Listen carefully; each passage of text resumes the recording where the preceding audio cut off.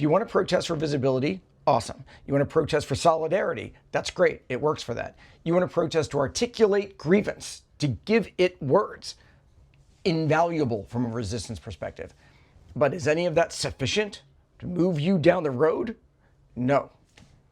What you do on a Saturday afternoon might be useful, might make you feel great, but it's what you do on the Monday morning after and the Tuesday and the Wednesday that makes the difference between protest as a pressure release and protest as a pressure creator. Resistance does the pressure creator, not the pressure release. You want to keep up that pressure once you get it. Hey folks, I'm Tad Sturmer. I'm an American scholar of resistance history and the author of A Resistance History of the United States. Yeah, and I'm in London this week. Here's what abusive authority loves about protest: when it stays unfocused, when people don't pass the next 10 words test, when they don't articulate clear grievances, they're focusing on different targets, when there's no real strategy. All of that, because it's diffuse, ensures no direct action. Nothing clear and coherent can come of it. Protest becomes performance. It's cathartic for participants. It really does matter, but it's irrelevant to those who are abusing their authority. All public protest has value. A lot of you have been talking about that. It enables people to voice grievance together, to feel less alone, to do something when they don't know what else to do because nobody else is doing anything. It generates visuals that spread solidarity. Other people see what you're doing and say, you know what, I might do that too. And most importantly, it signals to those abusing their authority that comes from the consent of the governed, by the way, that their path won't be clear or unimpeded or unquestioned. But there's a real question here from a resistance standpoint, which is about protest as part of the active refusal and pushback that forces change to policy, change to trajectory.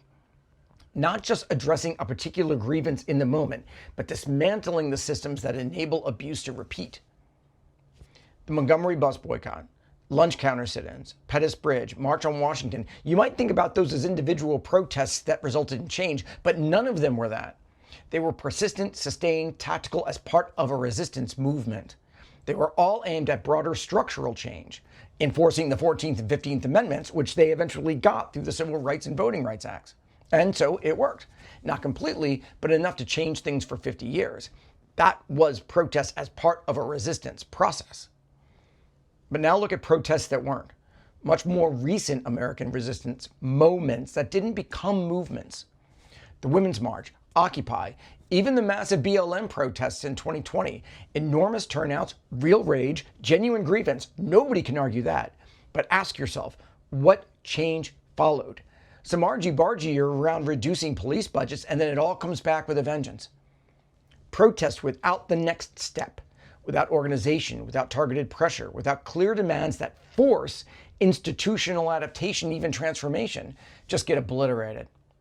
Everything just dissipates. Power will wait it out. The folks in charge, the Trump regime, will watch what you're doing on Saturday, post some snarky social media stuff, a dumb AI video, and then shut up until Monday.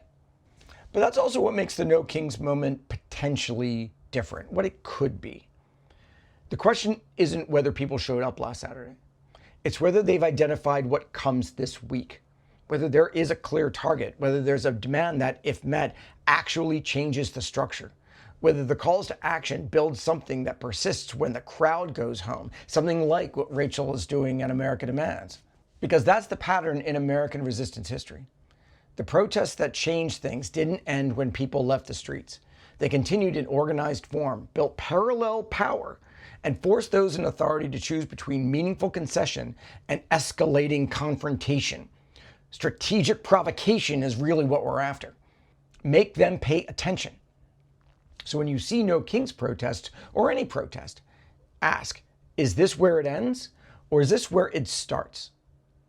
And that's why, for those of us studying resistance dynamics, any 3.5% of the population participation uprise matters much, much less than what those people actually do. Because protest is where resistance starts, right? People articulate the problem. By definition, it's where it begins. And that's why the freedom of assembly and freedom of petition are in the First Amendment. The Anti-Federalists, one of our first group of proper resistors, those ones who fought for the Bill of Rights, they understood this, that the path to opposition must stay protected from the authority that comes from the people in the first place. The right to petition, the right to assembly. But resistance can't end with articulation. Effective protest identifies allies. Not everyone at a protest shares the same grievance. They might just share anger, and that can be legit. But in order to go from there to a movement, there needs to be focus. There needs to be a meaningful target. There needs to be a strategy for change that comes from organized opposition. And that's the resistance proof. What the protest does in the moment, articulate grievance, identify allies, and what it does in the next moment, the call to action. That's where change can begin. The civil rights movement protests were tactical and targeted. Look at the March on Washington images, and this is a good test for any protest. Look at the pictures. Take a look at the signs. Not identical, but they were consistent. There was a strategic intent. You could tell what they were protesting for and what they were protesting against and what they wanted to do with it.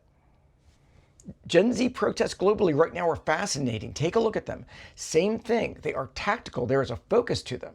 They are, in fact, toppling power. So again, test any protest. Do you understand the grievance from the images? Do you know what the people want done? Can you identify clear calls to action? If you can't, it says a lot. And here's a crucial question and another test for you. Will the calls to action that are there in best case outcomes actually achieve the necessary change? Or are the protest leaders just establishment agents redirecting agency back into existing power structures? If your goal is change, and leaders are asking you to swap out one set of establishment figures for another set of establishment figures, is that enough? Will that solve the problem? Because if the problem is structural, swapping leaders ain't going to do it. It just perpetuates the problem. It's interesting to look at it from the standpoint of resistance history and American resistance history, because the template was laid down by the Patriot resistance from 1765 to 1775. Not the American War for Independence. It's the resistance that made that possible. That was a masterclass in turning protest into organized opposition, parallel institutions, and finally targeted direct action that forces change. Henry David Thoreau saw that clearly in anti-slavery resistance that made the Civil War possible, that made the end of slavery possible, that conflict that had to happen.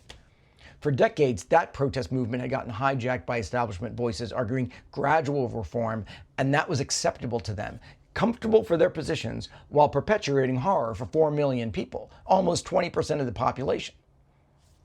This is the American way of resistance, making certain it matters when it matters. The push for change doesn't end when the protest does. The protest continues off the parade route, builds into organized opposition, and finally becomes direct action that forces change. Not just visibility, transformation.